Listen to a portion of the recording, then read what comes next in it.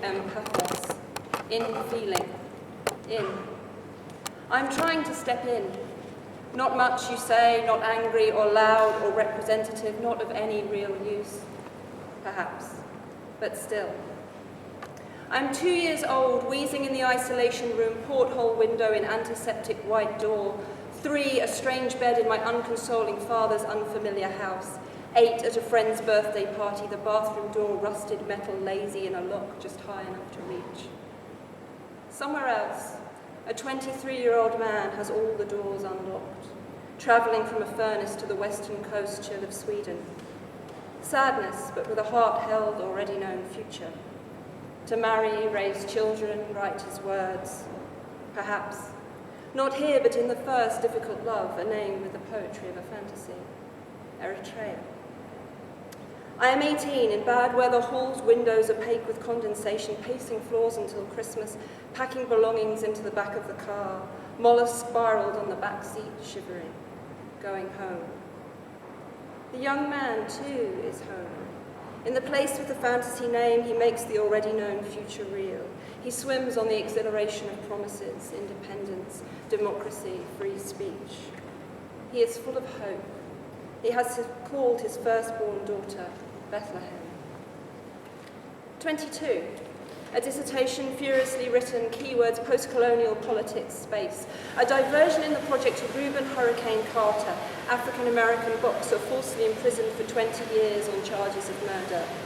Carter refuses to be freed from his cell while he is imprisoned. He wakes only when the other prisoners are asleep, exercises only at night. My style needs correction. My ideas are too political and lack subtlety. They award me the thesis. The young man, too, is fulfilling his dreams, perhaps. A little money buys him pages of his own. He loves cheese and coffee. He has a tendency to oversleep. They come for him on a Sunday, not in the newspaper offices, but in his home. 26. I investigate escape ladders, plan nighttime routes along flat roofs, debate the relative merits of ropes fashioned from sheets and mattresses thrown from windows. Decline invitations to travel by plane, decline anything where the aisle is unavailable. Accept employment where I can leave the room, speak too fast, always, in case the door is about to close. In Eritrea, 2 days pass quicker than the last 3,000. The young man, he is still young, smiles in the sunlight, perhaps. A tired dove, he stretches and remembers how his limbs move, visits the doctor and watches bruises turn from purple to yellow, kisses his children, breathes new air just long enough for the heartbeat to return to normal before the handcuffs are resecured, perhaps. His wife tells the newspapers that this is a family matter. 32. My pregnant body is inside out. I am waiting 9 months to be delivered. In the MRI scanner, I forget not to open my eyes, and for a second, for the sound of a single heartbeat, I am buried alive. For his 47th birthday, the man is given the gift of the rumour of his death. It is a premature arrival. Perhaps. 37. My new lover sleeps in the bed like Gulliver. I crouch downstairs in a small sliver of light, breathing chamomile, conjuring thoughts to make them disappear. I think I know what it means to be trapped. Hume broke his own rules when he said we can imagine a missing shade of blue. In Gothenburg, a replica cell is created. Visitors come. They sit with the absent man respectfully. They are affected. With the surety of resurrection, it is impossible to experience death. 38. I am with the people I love. John gives us the house with the sheep for the music festival. We perform our separation from the world, wallowing in our isolation, reveling in the stripping of time, bemoaning lack of phone signal while surfing Facebook from the stairway. It's so good, someone declares, to get away from everything.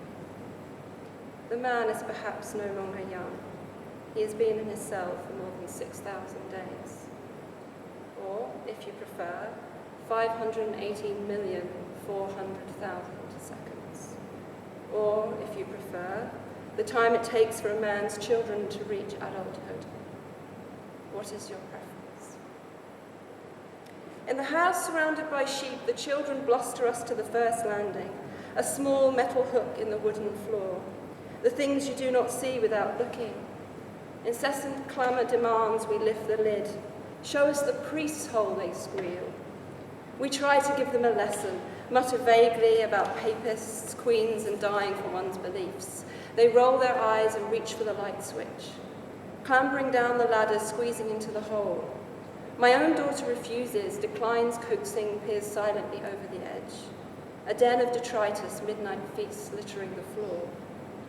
The walls are covered in markings, initials carved, the audacity of marker pens. You can write here whatever you like. If John catches you, then he will charge you more to remove the offending mark. Your parents will pay if you get caught. On the day of the concert, the house is full. An old English man, white-haired and pale-faced, climbs the stairs, sees the children curling into the floor, disappearing. He has never been to the house, he tells us, not before today. It is a fine building, he thinks, and he wishes he had come earlier. But he has heard all about the priest's hole. He looks at my daughter.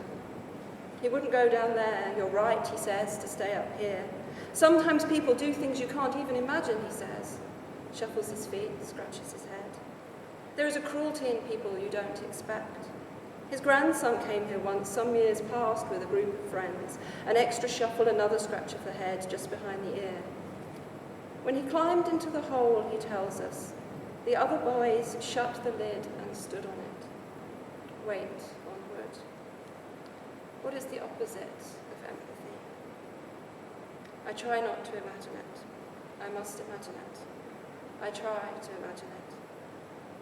And it is then that I hear the call, quiet but clear, the door opening, the ladder climbed, the face both old and young, looking outwards, emerging amidst a dancing mist.